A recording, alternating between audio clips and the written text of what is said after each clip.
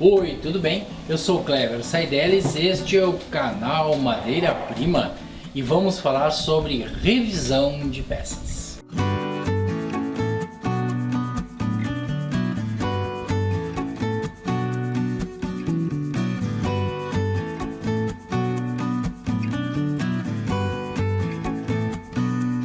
Pois bem, dentro daquela sequência de programas que nós estamos fazendo sobre o processo de restauração, que é composto aqui o nosso processo por 10 fases, nós estamos chegando na quinta fase. Não necessariamente no quinto programa, mas na quinta fase, que é a revisão das peças. A revisão das peças compreende algumas coisas. Primeiro, o nosso criado mudo aqui, ele já foi retirado ao acabamento. A próxima fase que ele vai entrar, nós já falamos no outro programa, que é o tratamento de cupim, que a gente colocou ele naquele saco e tal. A partir de agora, a próxima fase que ele vai surgir vai ser na cor. Aqui que nós vamos fazer um programa muito especial sobre a questão da cor.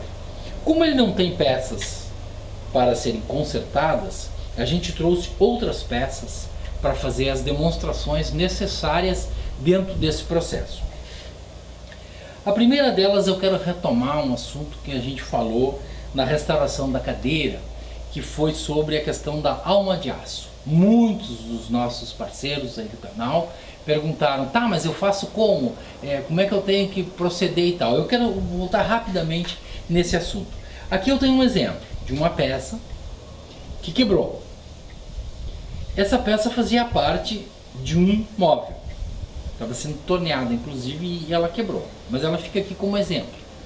O que foi feito aqui? Foi furado nesse lado e neste lado da bitola de um prego. E aqui nós fazemos uma alma de aço. Essa alma de aço, ela tem a função de manter as duas peças unidas e impedir que exista esse movimento. Ou seja, que ela volte a quebrar. A alma de aço normalmente ela é muito eficaz quando a peça está nessa posição, que aí ela não permite esse movimento. Quando está nessa posição, a gente pode procurar outras opções e eu vou mostrar uma aqui para vocês. Essas duas peças é uma peça de uma mesa e ela quebrou e a gente fez um processo muito simples, colocação de um tarugo entre as duas partes. Então, nesse caso aqui, a melhor e a mais eficiente ação que a gente pode fazer é a colocação de um tarugo, porque daí esse movimento não vai acontecer. Nós vamos usar aqui na colagem desse tarugo aquela cola epóxi bicomponente, que vem em 2 tubinhos, que aquela é a cola mais eficaz para esse tipo de processo. Aqui nós temos uma moldura, e essa moldura, como vocês podem ver, ela já sofreu uma coisa chamada enxerto, que eu vou começar aqui nesse programa e depois a gente vai mostrar detalhadamente como é que foi feito todo o trabalho, porque senão nós vamos ficar aqui 2 horas para fazer. Aqui já foi feito um pequeno enxerto. Nós vamos fazer um enxerto nesta outra parte aqui, que é essa parte que está quebrada. Estava quebrada, não tinha mais conserto, sumiu a peça e nós vamos fazer. O que acontece aqui é o seguinte: essa peça ela tem um sentido de fibra. Isso é muito importante. Cada vez que nós formos fazer ou um enxerto ou uma laminação, nós temos que ter sempre o cuidado de observarmos o sentido da fibra. Então, nesse caso aqui, eu preparei uma peça de louro frijol, que é a mesma peça, a mesma madeira desta peça aqui, cortado em cunha, de maneira que a fibra do meu enxerto fique no mesmo sentido da fibra da peça. Isso é fundamental. Senão, se tiver um pouquinho atravessado assim, vai ficar uma coisa horrorosa, todo mundo vai ver. Nesse sentido assim, a gente tem alguma chance de que essa peça não venha, esse enxerto não venha a ser percebido, principalmente se a gente fizer uma pequena cor aqui na nossa peça. Então, para fazer esse enxerto, nós vamos usar essa cola, que é a chamada cola à base de cianocrilato. Eu acho que eu já falei dela. Existiam muitas lendas sobre essa cola. Por muito tempo a gente dizia, não, essa cola foi feita pela NASA para colar pastilhas em naves espaciais. Aí outro dizia que era não sei o que e tal. Aí a gente foi pesquisar mesmo e a gente descobriu que de fato ela foi desenvolvida pelo Pentágono, mas foi descoberta acidentalmente e alguém patenteou. E hoje é uma das colas mais rápidas de colagem do mundo. Ela é meio mal vista pelos nossos amigos restauradores tradicionais, mas enfim, a gente acha que a tecnologia tem que vir a nosso favor no nosso trabalho, certo? E ela também é usada, aliás, ela foi desenvolvida no Pentágono para colar ossos na Segunda Guerra Mundial. Durante os acidentes, por exemplo, durante as batalhas, as pessoas quebravam, eles iam lá e colavam os ossos e faziam o curativo. E até hoje essa cola é usada em algumas intervenções cirúrgicas aí, para onde não deve aparecer pontos. No nosso caso aqui, então, nós vamos usar para colar essa cunha que nós já preparamos aqui e depois a gente fazer a formatação da nossa enxerto. Então vamos lá.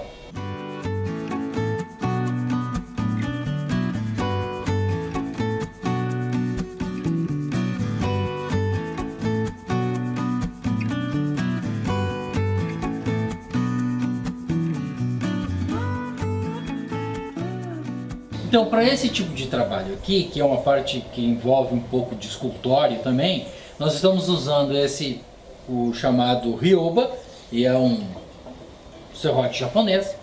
Tem um outro serrote japonês pequenininho, que é o Flush, que é muito útil nessas circunstâncias. Nós também vamos usar a grosa, e nós também vamos usar o formão, além disso, lixas. Uma lixa mais grossa e uma lixa mais fina.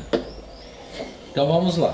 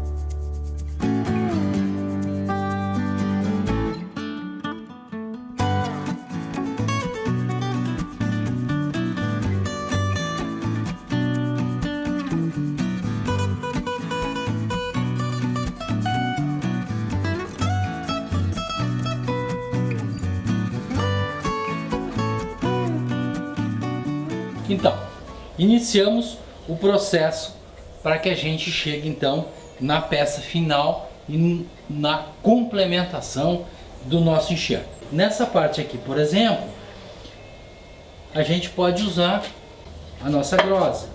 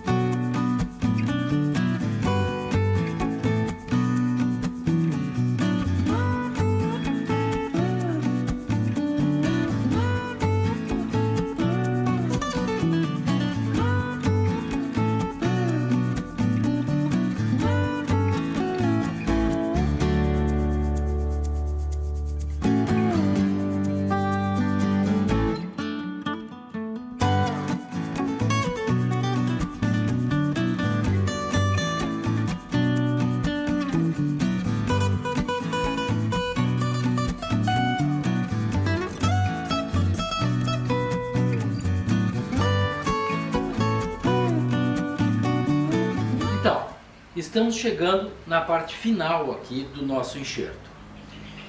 Uma questão importante agora para a finalização desse trabalho é que a gente possa fazer então uma continuidade com a peça que nós estamos restaurando. A partir de agora não é mais possível a gente ficar mexendo apenas no enxerto. Nós temos que colocar ela no local para depois fazer a continuidade entre as peças.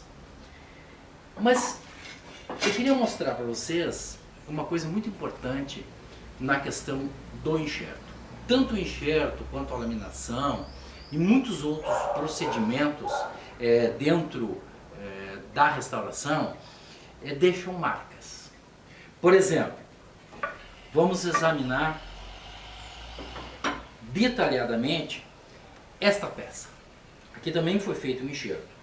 É possível a gente observar, aqui no cantinho foi colocada uma peça nova e o que acontece? Existe uma marca.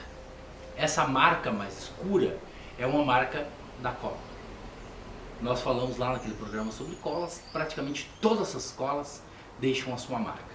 Nós podemos pegar um pequeno estilete, fazermos uma ranhura aqui, colocarmos uma outra massa para que a gente disfarce o máximo possível essa emenda. Mas tem uma outra coisa. Vou contar uma pequena história. Séculos atrás, no Japão, um nobre chamado Ashikaga Yoshimasa, ele tinha um recipiente de chá e ele quebrou, e era a sua louça preferida. Ele pegou então e mandou para a China. Vocês sabem que a China é milenarmente conhecida como a especialista em porcelanas. Quando ele recebeu de volta essa peça, ele percebeu que o serviço não estava bom, ele não gostou do serviço. Ele chamou os artesãos japoneses e disse: eu quero que esse trabalho seja refeito. O que eles fizeram? Os japoneses têm muito essa coisa do desapego e tal, essa coisa desse relacionamento com a natureza, com as coisas e tal. E os japoneses fizeram o seguinte: recolaram esse objeto. E quando a cola ainda estava molhada, eles sopraram pó de ouro na emenda. Estava criado aí uma coisa chamada kintsugi, ou a carpintaria com ouro. Que filosoficamente a gente pode dizer o seguinte: todos os objetos, assim como as pessoas, têm as suas marcas, têm as suas cicatrizes. E a pergunta que a gente faz sempre quando vai fazer uma restauração do móvel: o que vamos fazer? Vamos deixar ele novo, zero? Não. Pelo menos essa é a minha ideia. Nossa ideia aqui na madeira-prima é essa. Aquilo que é funcional e aquilo que é estético. Quando é funcional, a gente tem uma gaveta, a gaveta comeu ali, gastou a parte dos puxadores ali, a parte enfim, ela não funciona mais. É óbvio que nós vamos ter que refazer. Agora, aqui em cima desse criado mudo, por exemplo, que nós estamos restaurando, existem marcas. Aqui na porta existem marcas. Nós vamos tirar totalmente essas marcas? Essa é uma pergunta muito importante dentro do processo de restauração. Nós aqui deixamos as marcas. Aquela marca que não é funcional e aquele trabalho estético que a gente não pode fazer perfeito, ou seja, trocar toda a peça, que a gente precisa fazer emendas, enxertos, recolocação de peças, nós deixamos a marca. Nós deixamos a marca porque nós entendemos que é a história do móvel. E essa história tem coisas para contar. Então, gente, enxertos é isso.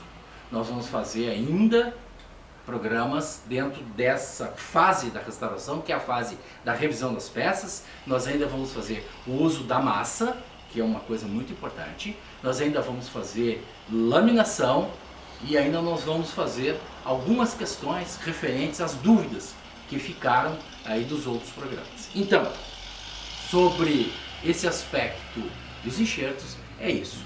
Então você vai lá, clique lá, deixe o seu like, inscreva-se no canal, mas antes de tudo, preserve o seu móvel de madeira. O futuro será mais verde.